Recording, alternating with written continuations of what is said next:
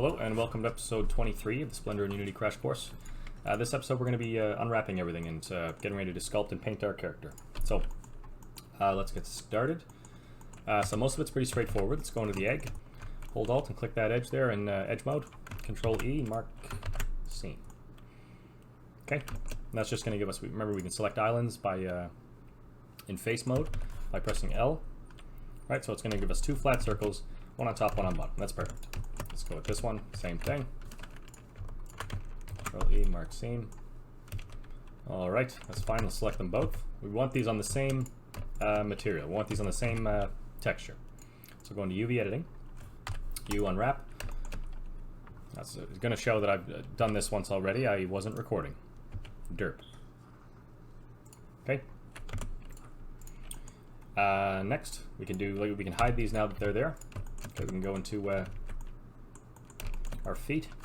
That's a little more complicated this time, but it's still pretty straightforward, right? So I think we'll unwrap so that the bottom is one island, just the bottom of his foot, and the rest maybe we'll just try and like peel back so it can flatten itself out, and you'll see that in a sec. So this obviously is not a loop, but it's it'll allow you to select some longer edges by holding Alt. So just do that until you have everything, and then select hold Shift and select what you need to. Let's get this inner seam right here, I guess. Now remember, we do have geometry up top here. Whoops, closed in.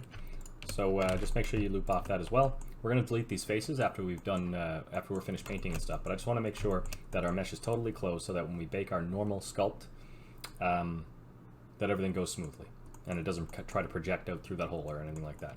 So Control E, mark scene. Okay, and a new tool we can use. Can actually press L over this one here and just delete it. We can mirror this by using the 3D cursor pivot point. So that's right in the middle of it. Select the whole thing. Now we don't want to mirror this up here. Remember we connected these, so don't select the beak. Shift D, right click and just put it exactly where it is. Control M will mirror something. You see all these different options on the bottom pop up. Just press X, whatever axes you want to mirror on.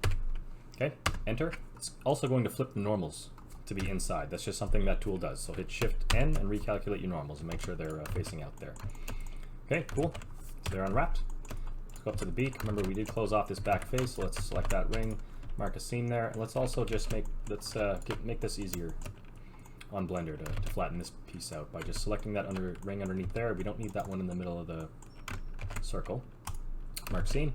Okay, that'll help it a little bit. Let's select everything U, unwrap. Okay, and there we have it.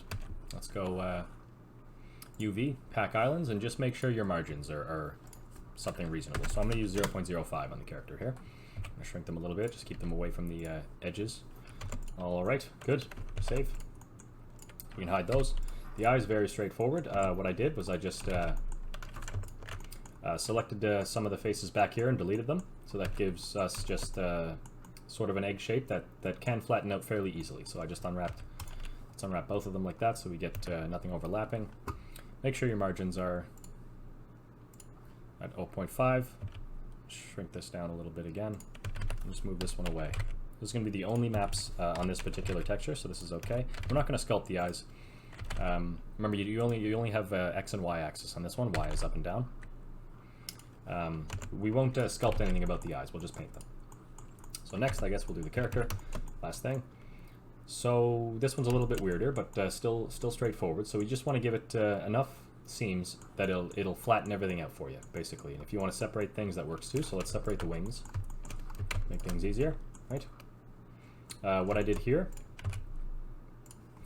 you've probably got a diamond right here. So what you can do is a few different things. So if I select this vertices here, hold Shift and select that one, vertex, sorry. If I press F, that's just going to create an edge there. And it's not actually going to connect the face in any way with that edge. Right, so we'll delete that.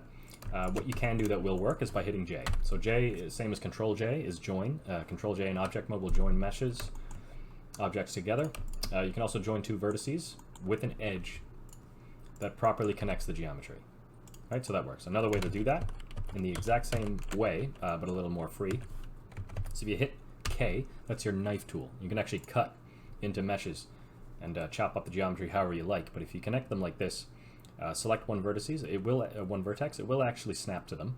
So then select the next one, click, right? And it's going to connect them like that. You can just hit enter. You right click to get out of this if you don't want to do it, but if you do want to make that happen right there, just press enter and that'll connect them properly, just the same as if you hit J. Okay, so that's how you do that. So yeah, select these two rings here. I'm actually going to select the bottom and cut them in half down that way. That'll work for me. Oh, I forgot to join these here, J. Okay, go back into edge mode. It makes it a little bit easier in edge mode because you don't want to be selecting faces that you might not want. Okay, that's cool. Next, let's cut them right down the middle here. Now you don't want, you might be able to see these seams depending on how the texture works out in Unity and depending on how far away the camera is. There's a few different parameters that's going to depend on. So let's not have him have his face cut right in half there. Let's maybe come down to here. Okay, let's go around the ring and separate his head from the rest. Okay, make sure you get these guys right here. Right. We actually don't need this one in the middle cut at all. If you notice, this is like one big flat piece that's going to be flattened out. So we'll just use circle select and middle mouse button to just deselect the front there. We can have them cut in half on the back, I guess, but we don't need it again. So let's come down like that too. And this will just be front and back sides. Front and back islands. Okay, Control E, mark seamed. Okay, U unwrap, good. UV, pack islands, cool. Okay, I'm gonna shrink this down a bit to get them further away from the edges. Okay, and that's just fine. Save. Okay, so we're unwrapped and we're ready for sculpting. Let's unhide this stuff.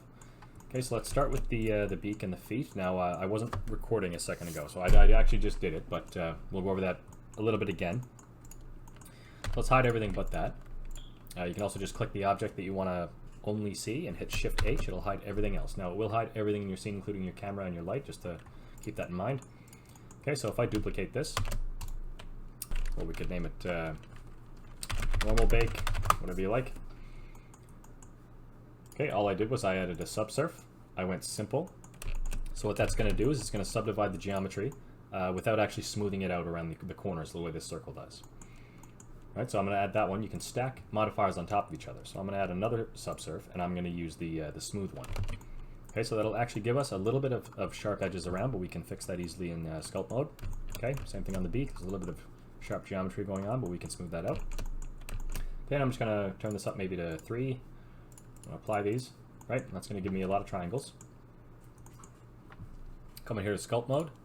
Okay, and we're ready to sculpt our details. So we can, first of all, hold Shift and just smooth all these edges out like that if we want. You can tone your smoothing down, the strength of your smooth brush, by going to the actual smooth brush. And this is the same parameters that you're going to use by when you hold Shift to smooth things out. It's going to use the same parameters you have set here on this particular smooth brush. Okay, I think that's fine. Come down to the legs, we can do the same thing, right? Just smooth out those spots there. So what I did was I came in with the clay brush, press N. Well, you don't have to, sorry. Come down here to symmetry. Just make sure mirror X is on. Okay, and all I did was I created these little notches in his legs, sort of like a dinosaur, right? If many people out there can recall like a scene in a T-Rex, they have these little shields, so a bit of armor on their toes and on their shins. So I just went around and created that. Make sure you don't have, so this normal radius, this is how far the brush is going to reach. So sometimes it reaches right through the mesh onto something else, which is what you see right here. You just smooth that out, or you can just keep this in mind and be a little bit more careful. You can turn this down to whatever works for you. So I did that, and then I came into the Crease Brush. I just went in between each one, like that, and gave them a little bit more definition. So there are a few ways to actually increase the geometry of your mesh if it's not working out for you. Like if you want more detail than what you're seeing right here, right? Like if I want more detail than that, we can go into, we can use Dyno Topology, which will add the geometry based on this detail size. Wherever you paint, it'll basically just start adding geometry where your brush is. Now, another way is you can come down to remesh. And this voxel size, whatever, the lower that is, the denser the geometry is going to be. The more polygons, the more faces, the more triangles you're going to have.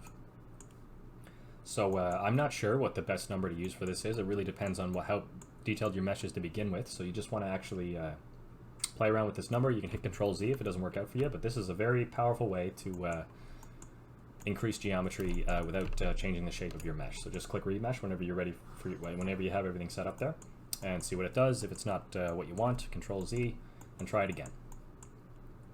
I guess that being said, I had finished all this, and I think I created a couple nostril holes. So just by going into blob or inflate here and holding the control button, it will subtract rather than add, right? Holding the control button down.